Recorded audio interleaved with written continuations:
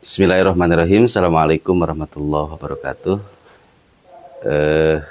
Kembali lagi di Yazka TV, channel yang mengedukasi dan mencerahkan bagi kita semua. Dan di podcast kali ini, alhamdulillah, Yazka TV, terutama di studio telah kedatangan tamu yang spesial. Beliau seorang jurnalis, beliau juga seorang penulis buku. Beliau juga adalah seorang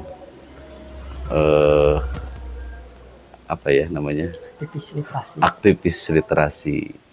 Saya kenalkan, beliau adalah Kang Jihad. Nama aslinya itu Jihad atau apa? Iya, nama aslinya Jihad Abdul Mujahid. Jihad Abdul Mujahid, keren sekali. Itu nama dibikin sendiri atau memang warisan dari orang tua? Ini warisan dari orang tua. Katanya waktu pas lahir itu memang orang tua udah dianggap teroris ya. Oh gitu? Ya, orang tua pas lahir saya itu udah dianggap teroris, padahal bukan lah. Orang tua saya memang seorang tokoh ulama juga, tokoh ustadz juga, memberi nama Jihad Abdul Mujahid. Jihad Pada kenyataannya nggak radikal sih. Nggak radikal. Cuman itu hanya penamaan aja karena jihad itu identiknya dengan terorisme gitu kan hari ini. Nah, hari ini sebenarnya nempel ke saya namanya. Oh iya. Kang Jihad aktif di media mana, Kang Jihad? Kalau hari ini saya aktif di media Harianpedia. Harianpedia. Ini wartawan senior di Harianpedia. Dan saya juga di beberapa media juga ngelola media. Ada 3 media yang saya kelola. Pertama media Guntur Pos, itu koran. Saya sebagai redaksi pelaksana. Dan juga di Bandung di Mepin ID. Itu juga sebagai redaksi pelaksana, tapi saya lebih banyak fokus di Harianpedia karena memang Harianpedia itu bentuknya lokal lah, jadi lokal untuk skupnya Garut, Jawa Barat, jadi nggak terlalu luas. Kalau untuk di Bandung sendiri saya lebih banyak di Mepin ID. Kemudian saya juga menulis di berbagai media jurnalisme warga lah, kayak di Kompasiana, kayak di Medium, kayak di Netizen, dan juga kayak di banyak media-media sosial lain yang saya banyak tulisan di sana. Pokoknya tulisan saya acak-acakan di mana-mana gitu kan. Katanya sudah meluncurkan buku ya? Ya, alhamdulillah kemarin saya meluncurkan buku dengan buku The War of Journalist. Udah dibawa bukunya. Oh gitu.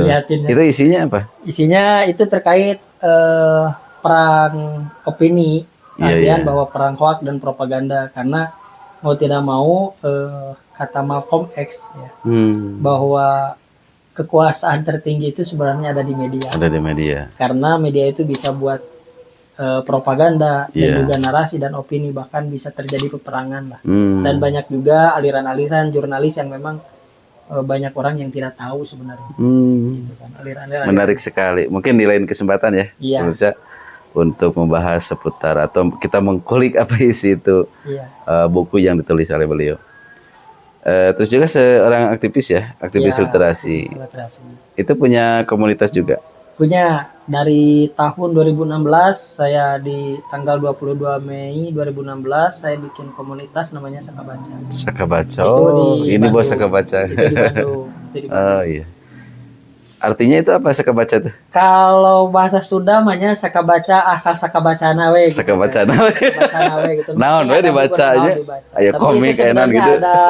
Ada filosofinya Saka Baca. Saka Baca itu kalau diambil dari bahasa Sanskerta. 2 bahasa, ada Saka, ada Baca. Kalau Saka itu bisa suci, bisa pusaka. Kalau Baca itu bisa kitab. Kalau diistilahkan itu kitab suci. Kalau kitab suci orang Kristen ya Injil.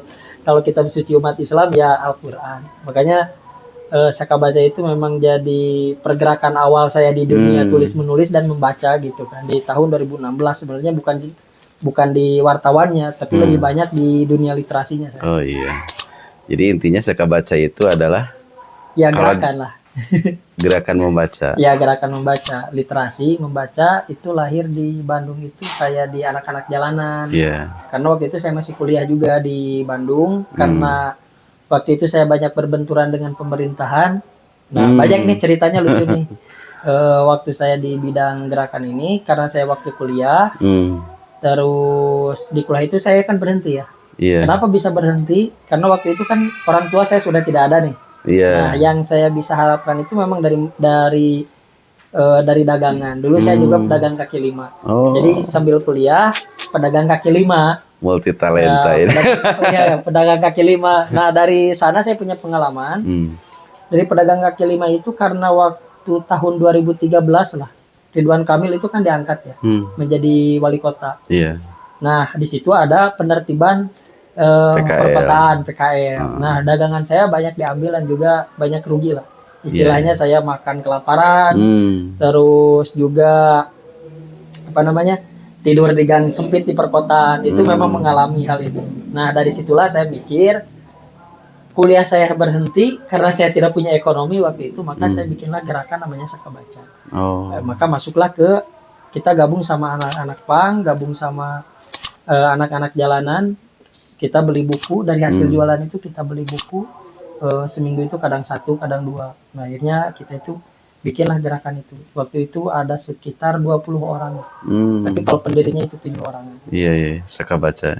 Iya. Kenapa gak pakai bahasa Arab gitu, bahasa Indonesia? Ya, tapi ini mengambilnya bahasa Sanskerta. Sanskerta, karena memang kita itu Sunda gitu. Karena kita kan orang Sunda. Malah Sanskerta itu identik dengan Hindu ya? Iya, identik dengan Hindu. Karena waktu itu memang dilihat juga kan Saka Baca nih. Sebenarnya itu ada logonya juga bahasa Sunda. Bahasa Sunda sama tulisan Sunda. Saka Baca itu tulisan Sunda. Karena waktu itu memang budayanya kan kita tidak mengenal tulisan Sunda itu seperti apa.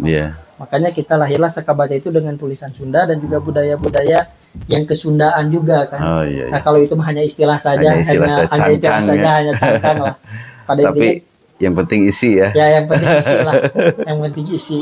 Kita itu bernuansa ada kitab sucinya, meskipun di jalanan tetap ada ada nurani untuk spiritualnya. Gitu. Oke, pemirsa, itulah sekilas tentang profil Kang Djihad Abdul Mujahid yang menjadi tamu kita di kesempatan kali ini.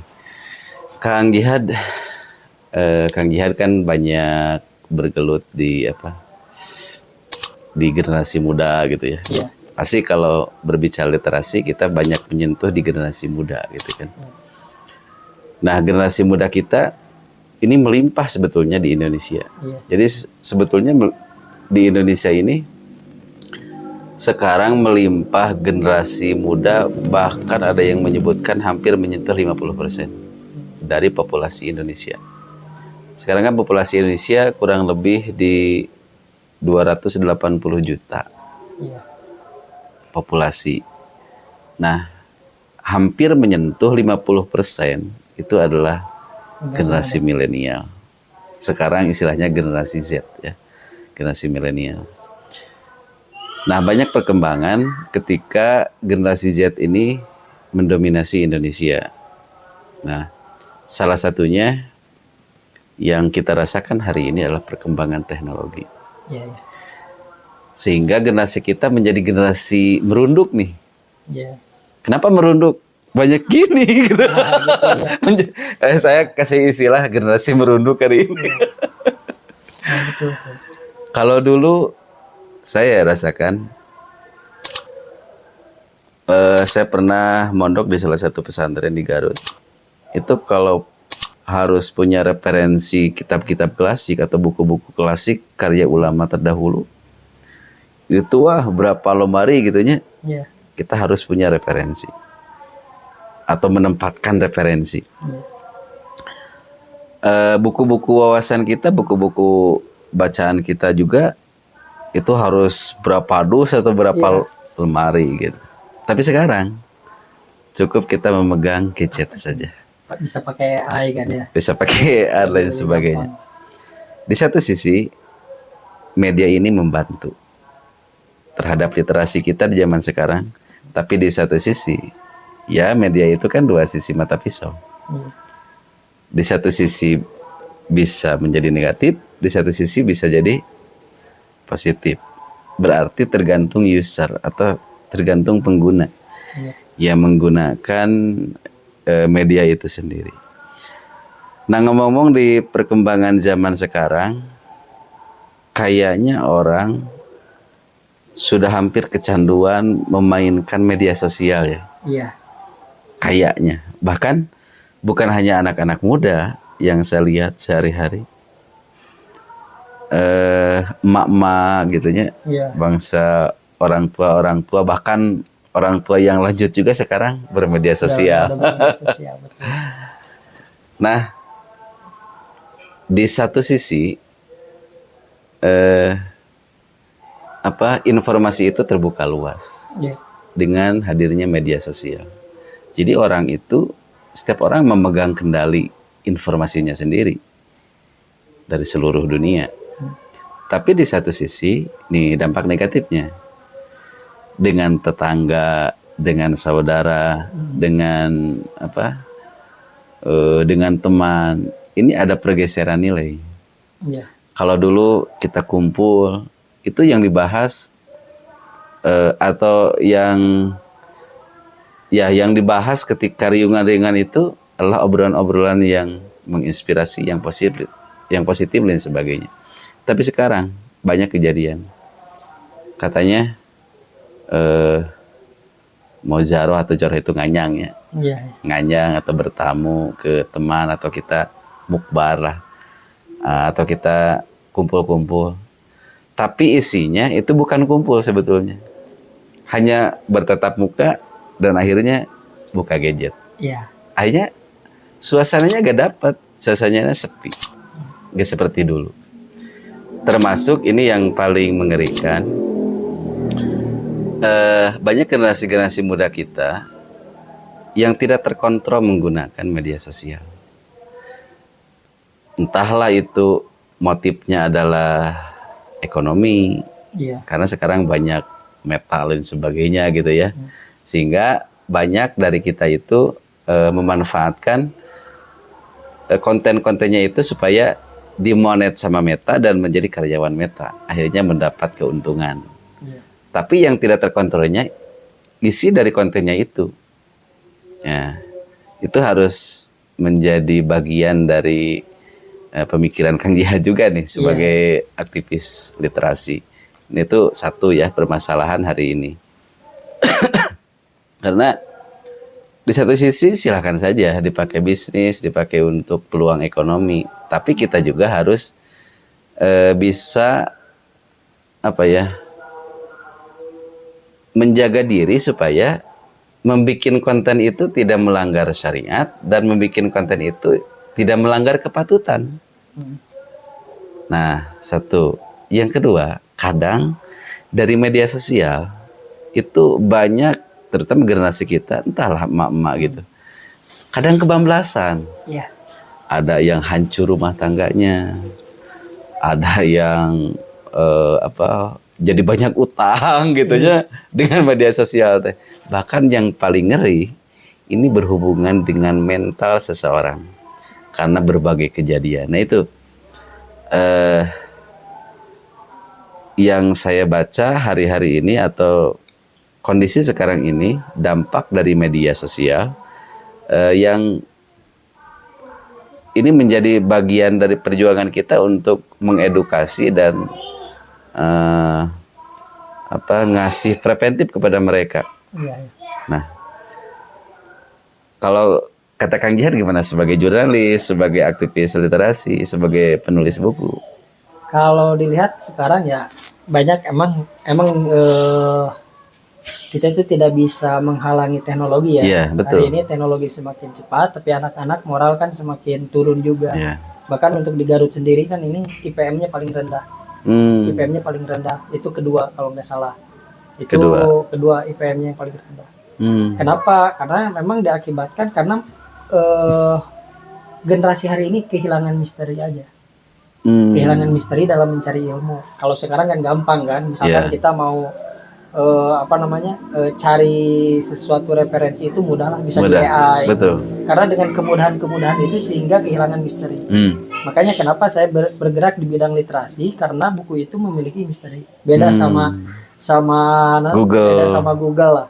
Sekalipun memang ada di Google, tapi kalau kita megang buku itu misterinya beda. Betul. Misterinya beda. Nah, itu yang saya tekankan karena saya dari 2016 sampai sekarang itu tetap berjuang di bidang literasi, di bidang buku.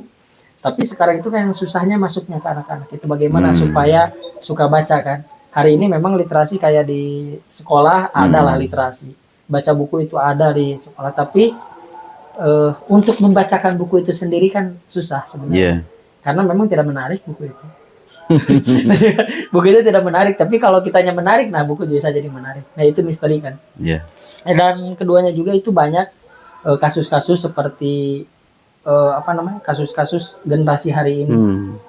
Itu sudah banyak tidak terkontrol. Apalagi sekarang banyak dicontohin ada e-sport dan lain sebagainya. Sekarang saya juga kemarin pernah ngambek nih ke adik saya ceritanya. Kenapa tuh? Pernah ngambek saya karena jam 2:30 itu belum tidur karena main game terus. Sementara besok kan sekolah. Alasannya apa? Kok coba ngobrolnya kayak gini. Saya itu kerja bakalan pakai otak nantinya. Sementara dia kehilangan kontrol itu sendiri. Kehilangan apa yang kita omongkan bahwa ini tidak baik nih sampai jam 2:30 berarti waktunya tidur dan waktunya sekolah. Itu sangat sulit sekali. Karena saya itu bergaulnya sama anak-anak SMP, anak-anak SMA yang kita didik itu sangat susah untuk mendidik anak-anak sehingga anak-anak itu kayak tuli lah. Kalau udah ngomongin HP kayak tuli kan, diomongin, digimanain kayak tuli. Nah itu karena memang hari ini banyak dicontohin juga, itu kayak ada e-sport dan lain sebagainya. Memang ya bagus lah kalau jadi kompetisi, tapi dampaknya kan anak-anak ada cita-cita jadi pengen jadi YouTuber, jadi gamer dan lain sebagainya. Tapi kan pada kenyataannya ujung-ujungnya yang bercita-cita jadi gamer kan jadi kuli juga. Kalau di kota iyalah, kalau di kota memang ada harapannya juga. Tapi kalau untuk di kampung kan kayak kita di sini nih, di kampung siapa sih yang mau bawa anak-anak misalkan ke e-sport atau gimana, nggak ada kan. Itu juga harus jadi perhatian pemerintah juga supaya anak-anak ini bagaimana nih cara menekankan anak-anak dalam pendidikan moral dan karakternya. Bahkan banyak juga kasus ya. Bahkan saya ingin menekankan nih untuk pemerintahan, saya itu punya 3 kasus. Ada 3 kasus yang saya tangani. Kasus tersebut kasus pelecehan seksual lah. Pelecehan seksual artinya banyak yang emang. Sebentar. Itu kasusnya memang di media sosial. Ada hubungan dengan media sosial. Ada hubungan di media sosial. Nah ini saya tekankan ke pemerintahan atau ke lembaga-lembaga pendidikan yang ada. Itu sekitar anak SMA lah. Anak SMA karena memang tidak tahu nih, asal ganteng kan menjadi pacaran lah. Kalau pacaran sama orang dekat kan bisa kita menyelesaikannya. Tapi kalau misalkan pacaran sama orang jauh, misalkan sama orang jauh kan ini hubungannya udah LDR lah. Hubungan jarak jauh, misalkan dengan orang luar Jawa, terjadilah hubungan dan hubungan itu sampai ke hubungan LDR. Ya, hubungan LDR sampai ke hubungan intim lah. Hubungan intim di media sosial kayak PCS, kayak bugil dan sebagainya. Itu kalau memang itu ada yang terjadi. Ada yang terjadi, memang ada buktinya di saya. Nah, itu terjadi karena dampak itu sendiri, dampak kurang edukasi di digitalnya juga, literasi digitalnya juga kurang teredukasi. Akhirnya anak tersebut bugil. Nah, disitulah ada ancaman perempuan. Di situ ada ancaman mau dipiralkan dan akhirnya ada memang psikologis anak tersebut, bahkan ada omongan pengen bunuh diri lah dan lain sebagainya karena ada tekanan juga. Karena hari ini kan kalau sesuatu yang memang yang negatif dipiral-piralkan pasti menjadi tekanan juga ke anak. Nah, sementara kan kita tidak tahu kan orang luar ya, orang jauh di media sosial apakah itu penipu atau apakah memang itu sudah ada. Tapi ini memang kejadian-kejadian ini memang sudah banyak isunya gitu. Bahkan yang saya terjadi aja itu udah ada 3, terus isu ini juga berkembang. Terus ada dari sini isu ini berkembang. Akhirnya saya berpikir kayak gitu. Jadi modusnya gimana itu? Ya, modusnya yang pernah ditemui oleh Kang Jihan. Ya, modusnya itulah. Modusnya minta pap dulu. Nah, setelah itu kan kalau tidak dikasih minta lagi yang lebih. Kalau nggak dikasih kan mau dipiralin. Nah, setelah dipiralin akhirnya ujung-ujungnya kan minta uang. Dan jadi juga, seolah jebakan dulu. Ya, jebakan dulu. Dan akhirnya si anak tersebut lah ngasihlah uang.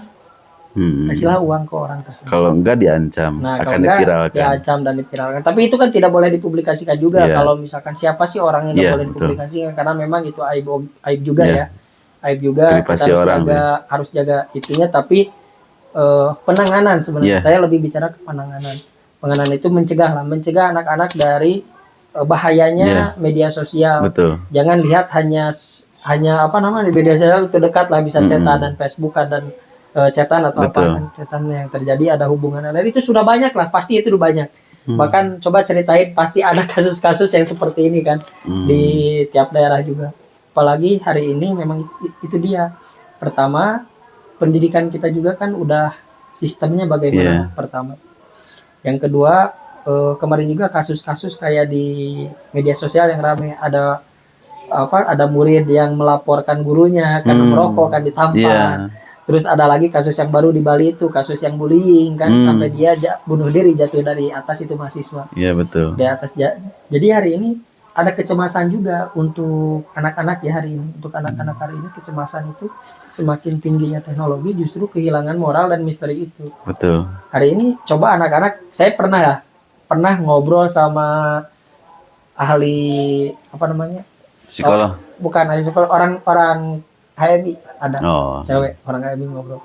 Pernah saya ngajar karena jawabannya itu mudah di ChatGPT kan, mudah di ChatGPT itu bisa disalin kan.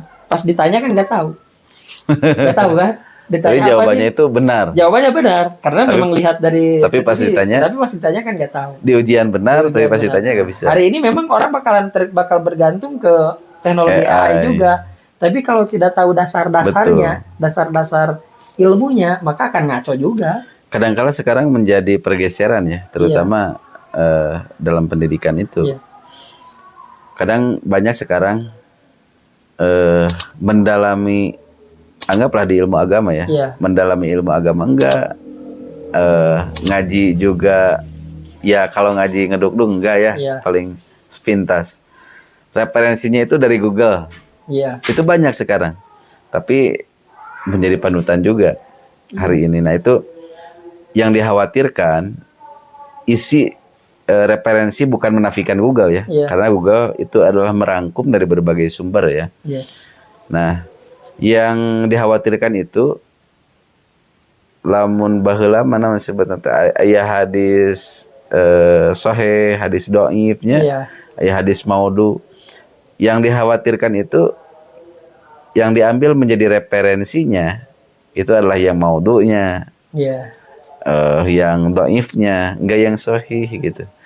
Nah, karena mereka itu random cari referensinya dari Google gitu. Apalagi sekarang lebih mudah kan ada itu. Nah, itu yang dikhawatirkan, enggak langsung ke referensi asalnya. Misalkan kalau dalam segi agama, dalam Islam ya, dari Al-Qur'an, dari hadis-hadis Rasul, dari sirah-sirah Rasul, dari fikih-fikih para ulama, dan lain sebagainya. Nah, jadi kalau istilah teman saya itu menjadi apa ya, sadadakan lah seolah-olah gitu. Referensinya dari Google. Karena memang gini ya, hari ini memang kalau bicara generasi penghafal bukan generasi pemikir. Kenapa bisa dikatakan generasi penghafal? Kalau kita lihat buku atau lihat Google juga, itu kan kalau dihafal artinya orang tidak akan bisa berpikir juga. Memang menghafal itu penting, tapi ada yang lebih penting dari menghafal, yaitu berpikir. Artinya kayak gini lah, misalkan di sekolah apa sih arti sosial?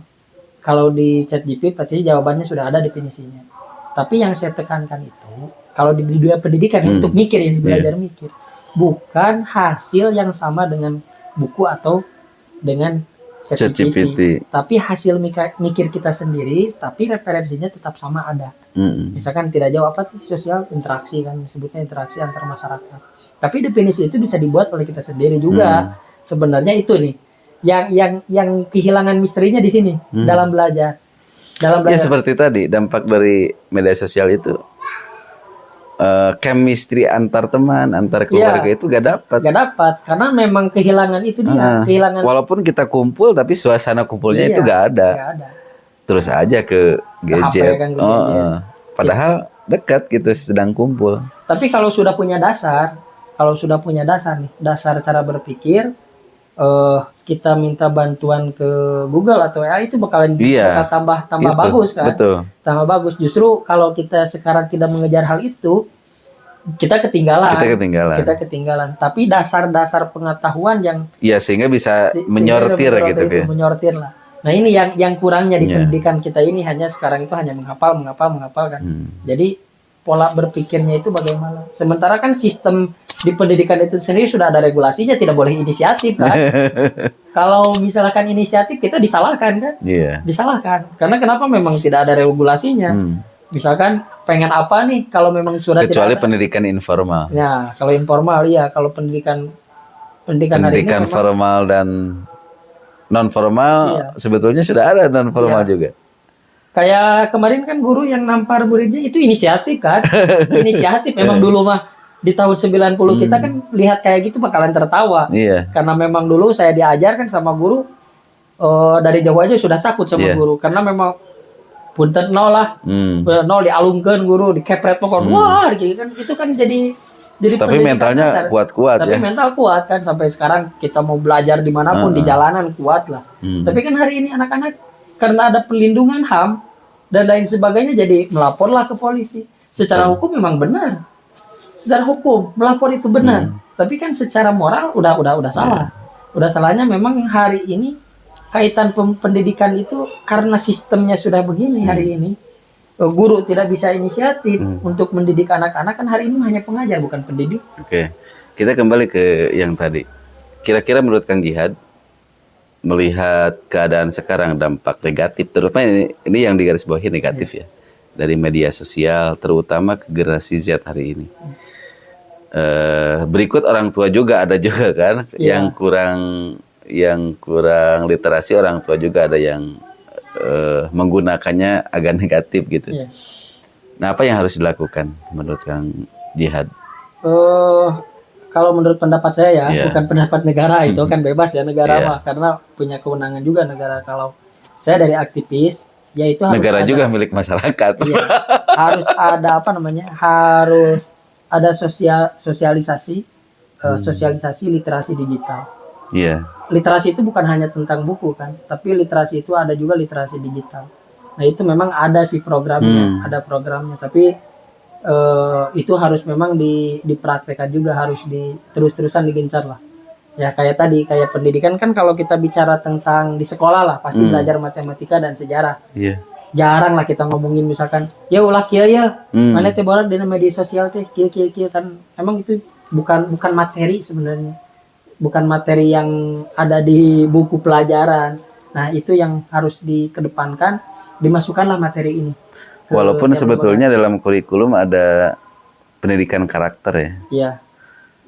Tapi melihat fakta yang terjadi hari ini itu memang jauh karena pendidikan karakter sebetulnya kalau dalam Islam itu ada akhlak, gitu ya, ada adab dan lain sebagainya. Nah kalau sekarang entahlah. Ya karena memang itu dia, karena pelajaran agama juga kurang kan di pendidikan formal. Yang keduanya sekarang juga ada masalah tentang pesantren kan ya, framing pesantren memang jelek kan. Framing negatifnya. Negatif. Bahkan kemarin di salah satu media kan ada framing yang memang jelek juga ke pesantren. Sebenarnya benteng terakhir moral itu ada di pesantren. Ada di pesantren karena memang di sekolah itu sedikit lah ya pelajaran agamanya karena banyak pelajaran pengetahuan, tapi memang harus ada kolaborasi lah, ada kolaborasi antara pendidikan formal sama pendidikan kayak seperti di pesantren. Nah, seperti anak-anak itu memang tidak boleh dibubar-bubarkan lah, istilahnya harus dipagerin. Setelah sekolah harus terus dipagerin sampai malam, bahkan kan kemarin kayak KDM kan sampai jam 9. Kang Jihad, selain kita ngasih pendidikan literasi digital, artinya itu untuk upaya preventif kita ya, pencegahan dini, ngasih wawasan ke anak-anak muda. Kira-kira selain itu apa yang harus dilakukan oleh pihak sekolah, oleh pihak orang tua, atau yang lain-lain lah, gimana? Apa anaknya itu udah aja jangan dikasih HP misalnya aja, jangan dikasih gadget. Terus kalau lembaga pendidikan melarang membawa gadget, atau gimana menurut Kang Jihad? Sebenarnya lebih ke edukasi dulu ya, lebih ke edukasi dulu mana yang boleh, mana yang nggak boleh. Karena hari ini memang anak susah kalau dilarang dipegang dilarang megang HP susah lah, pasti bakal. Nah artiannya saya pernah punya treatmentnya lah. Kalau istilahnya treatment untuk supaya lupa sama gadget itu bagaimana? Bisa dengan olahraga, gitu kan? Bisa dengan olahraga, bisa dengan kegiatan-kegiatan yang positif, bisa dengan perkumpulan-perkumpulan. Artinya positif. Disibukkan dengan kegiatan lain. Ya, disibukkanlah dengan kegiatan. Artinya anak-anak itu tidak terlalu fokus ke gadget karena memang yang tidak disadari itu memang kebosanan kan. Misalkan kita tidak ada kegiatan pasti ke HP ujung-ujungnya. Pasti ke HP bahkan ujung-ujungnya kan gitu. Memegang gadget dengan Al-Qur'an itu kebanyakan gadget. Gadget kan gitu. Nah, menurut saya ini sebenarnya edukasi tapi lebih banyak kegiatannya juga. Bukan hanya tentang sekarang ngomongin gini-gini bahayanya lagi itu anak-anak gak bakalan susah masuk. Artian harus ada treatment. Kayak anak inilah. Kayak anak disuruh jangan merokok. Kalau jangan merokok, anak-anak pasti merokok. Bagaimana caranya anak itu supaya tidak merokok? Jangan bikin aturan. Jangan bikin aturan, biarin merokok. Tapi dengan treatment kita supaya tidak merokok seperti apa? Arahkan dulu nih ke bola. Arahkan dulu ke poli misalkan, ke bola poli. Kalau misalkan mereka punya keinginan jadi atlet, akan kelihatan napasnya jelek. Setelah napasnya jelek, jangan mainkan. Nanti akan ada kompetisi di sana. Anak-anak supaya gimana? Wah, saya harus rajin olahraganya, harus kuat nih. Akhirnya sedikit demi sedikit nih, anak-anak tidak merokok karena memang ada treatmentnya, ada treatment untuk olahraganya. Nah sebenarnya pendidikan itu jangan terlalu banyak aturan sebenarnya, tapi bagaimana kita karena aturan untuk dilanggar Lin. Nah itu dia. Jadi gini. Aturan itu dibikin ada treatmentnya supaya anak-anak ini tidak boleh bagaimana, harus ada strategi sebenarnya. Harus ada strategi kan. Itu cara yang saya tahu ya, cara mendidik kayak saya di bidang literasi sebagai pengalaman lah. Kan jauh ya kalau kita ngobrolin anak jalanan, anak yang antingnya bolong, anak pang, dan saya itu udah pengalaman selama 8 tahun kan, selama 8 tahun. Tapi sekarang anak-anak pada kritis lah, pada kritis, bahkan yang ada di Sekabaca ini sekarang sudah ada di pemerintahan kan, yang gaulnya ada yang jadi wartawan, ada yang itu sebenarnya anak jalanan awalnya, karena memang treatmentnya kayak gini, orang hari ini sih baca buku apa sih, gak bakalan menarik. Nah bagaimana caranya anak itu supaya suka baca? Kita beli bukunya. Nah semakin kita banyak beli buku, taruh di kamar atau taruh di dinding kamar. Jangan dibaca, biarin. Tapi dengan lama kelamaan, kalau kita bosan nih, kita lihat judulnya dulu. Setelah kita lihat judulnya, kita buka satu halaman, ada penasaran. Dibuka lagi satu halaman, ada penasaran. Akhirnya, sukalah baca buku. Karena saya juga dulu suka baca itu karena dulunya bolos. Bolos sekolah. Nah, karena ada di perpustakaan itu ada cewek cantik lah ya awalnya. Nah masuklah saya ke sana karena memang suka ada cewek cantik kan. Akhirnya saya kelamaan kan di perpustakaan nih, lihat buku, baca. Ya jadi penasaran, jadi baca, dibawa buku lagi, datang lagi setiap hari ke sana, jadi terus baca. Walaupun awalnya magnetnya itu cewek. Nah sebenarnya harus ada treatment seperti itu. Kayak anak-anak apa sih sukanya, hobinya apa.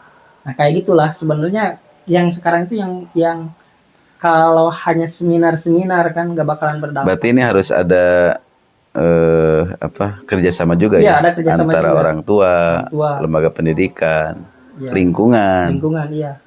Harus ada kerjasama. Dan orang-orang tapi komunitas-komunitas pihak ketiga ya atau NGO itu harus ada kerjasama juga. Kayak sudah di rumah, bikinlah kegiatan di rumah bagaimana. Ya jangan jauh-jauh lah, kayak kita mendidik anak itu di rumah dulu. Bikin kegiatan supaya tapi masalahnya gini, misalkan kadang-kala ya contoh saja kalau ibu-ibu sedang sibuk di dapur atau beres-beres di rumah misalkan, terus punya anak kecil rewel dan sebagainya atau nangis, kadang-kala jalan terakhirnya itu dikasih mainan gadget. Nah dan memang berhasil gitu ya. Nah tetapi dampaknya itu semakin lama kelamaan anaknya itu jadi terbiasa harus dengan gadgetnya. Gitu. Nah memang ini jadi salah satu permasalahan yang timbul gara-gara yang tadi. Iya. Ada makhluk gadgetnya, ya. Semakin berkembang hari ini. Ada makhluk media sosialnya. Dan yang paling penting yang tadi, user itu sendiri. Karena media itu hanya alat, kata saya di awal, media itu seperti dua mata pisau. Yeah. Bisa digunakan positif, bisa digunakan negatif. Berarti ini tergantung user atau tergantung pengguna. Ya itu harus memang diarahkan ya. Yeah. Pertama diarahkan, misalkan kalau hanya apa namanya berdampak jadi negatif, ya jadi konten kreator lah. Itu kan juga ada yang positifnya juga. Yeah. Ya itu juga menghasilkan kan dari kayak Meta dan lain sebagainya. Nah tinggal jualan via live streaming. Bisa jualan live streaming, bisa dipakai usaha. Sebenarnya sekarang usaha kan udah ada di media sosial. Tergantung itu yang mengarahkannya juga. Yeah. Sebenarnya anak-anak itu untuk mandiri hari ini susah ya. Untuk mandiri secara berpikir, artinya tanggung jawab kita semua nih.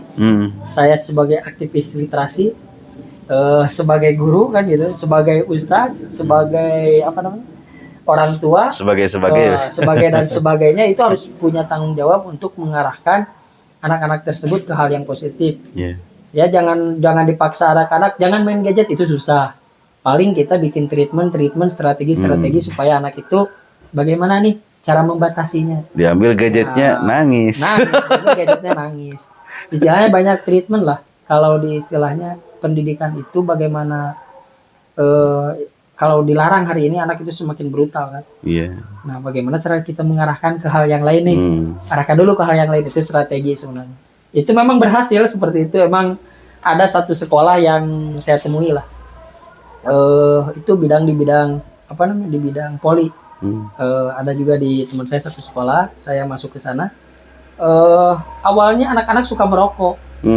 Rokok, dikasih rokok biasa. Itu tidak dilarang merokok. Tapi karena dengan adanya poli nih anak-anak nih mau berprestasi, akhirnya merokok itu jadi berkurang.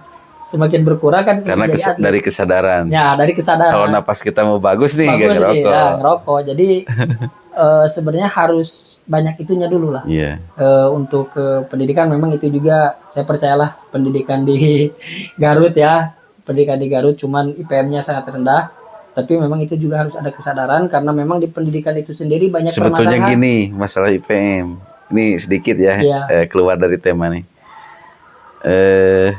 Di satu sisi memang ya kata tadi ya, kita itu di urutan kurang lebih 25, entahlah update sekarang ya, 25 dari 27 kabupaten kota di Jawa Barat.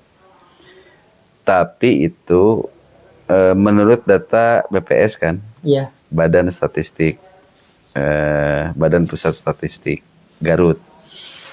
Nah, dari mana dasarnya BPS itu? Dari kakak. Nah, sebetulnya banyak warga masyarakat khusus di Kabupaten Garut yang belum mengupdate kakak. Contoh, anaknya sudah lolos SMA, tapi di kakaknya itu masih SD, di kakaknya itu masih SMP. Nah, sehingga yang tercatat dan menjadi dasar BPS itu kakak. Gitu. Contoh, saya itu di kakak SMA misalkan. Padahal beberapa tahun ke belakang udah tamat S1 misalkan. Nah, tetap saja yang dimasukkan ke data BPS itu saya itu masih SMA karena belum update kakak. Nah, itu salah satunya. Saya yakin jika diinstruksikan oleh Bupati ya, Bupati ini ada solusi. Salah satunya bisa menginstruksikan ke seluruh kecamatan, ke seluruh desa-desa dan kelurahan, warga mesti mengupdate kakak. Itu lonjakan IPM pasti bakal naik. Iya. Emang itu pertama ya.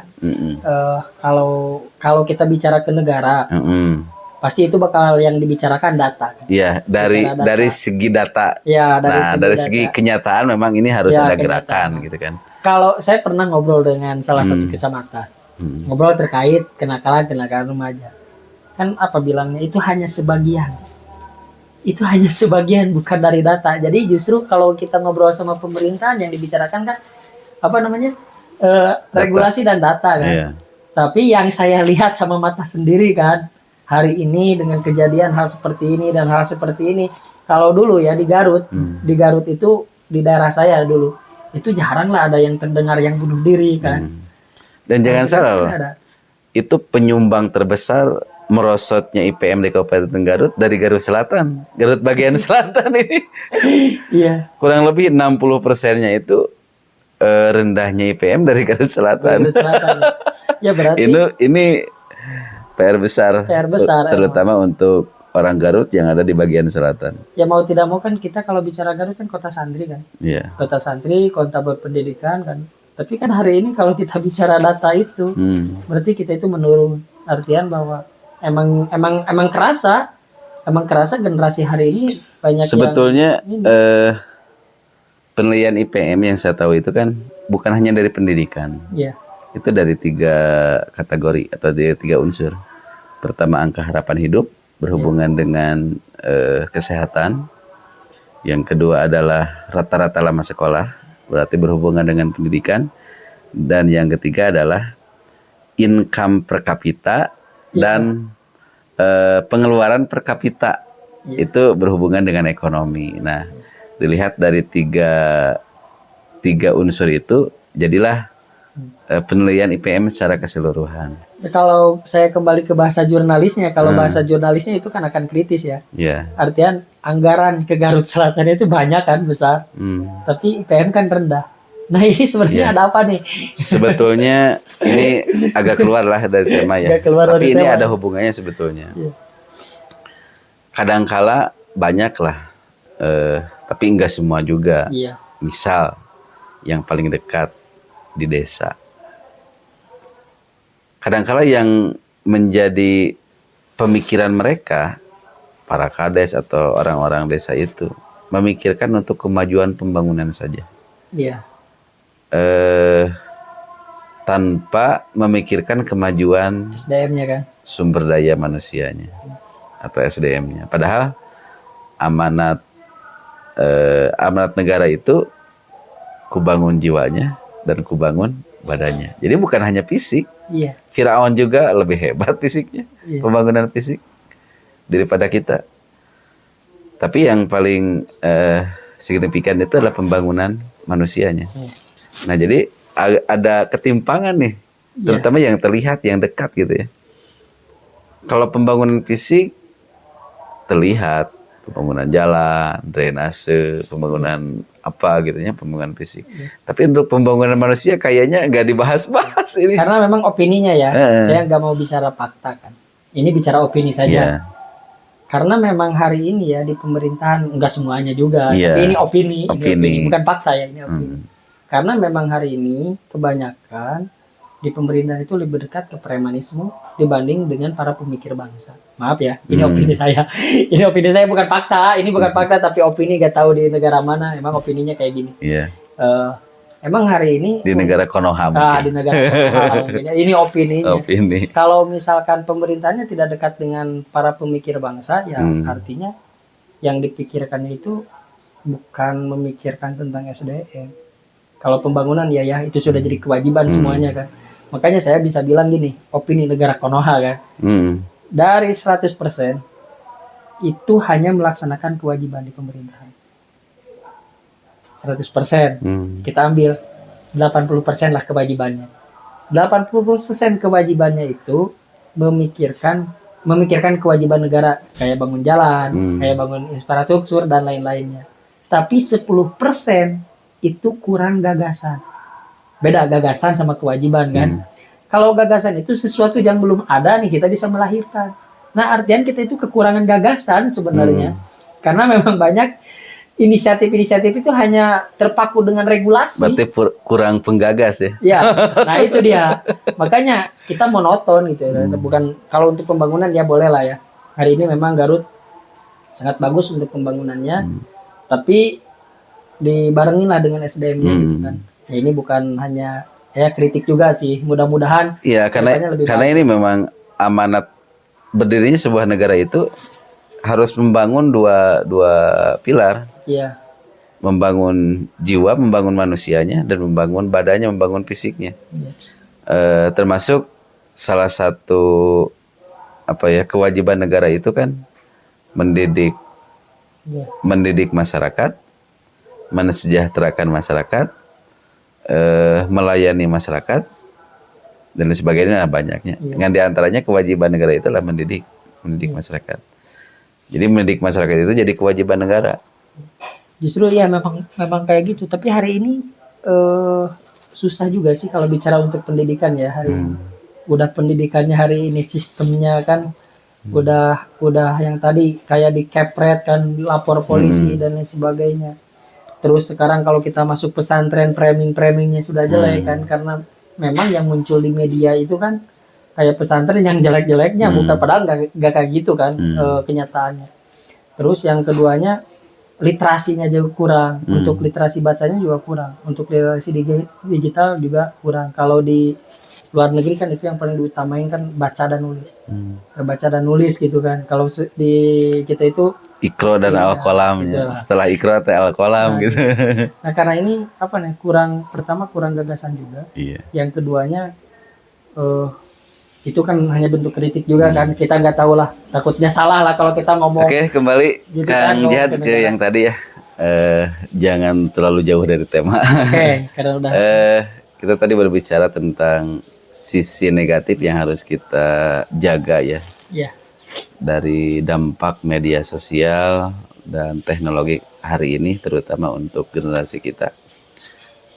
Statement terakhir atau closing statement untuk Kang Jihad menanggapi masalah itu? Harus ada kolaborasi sama semua pihak, sosialisasi dan juga banyakin kegiatan untuk mentreatment anak-anak supaya tidak terjerumus ke hal yang negatif. Itu saja. Iya. Terima kasih Kang Jihad atas kehadiran di YSK TV. Oke. Mudah-mudahan bermanfaat obrolan kita ini. Assalamualaikum warahmatullahi wabarakatuh.